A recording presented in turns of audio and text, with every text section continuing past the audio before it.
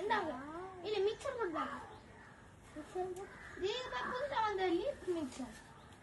okay ஐயோ காசுடா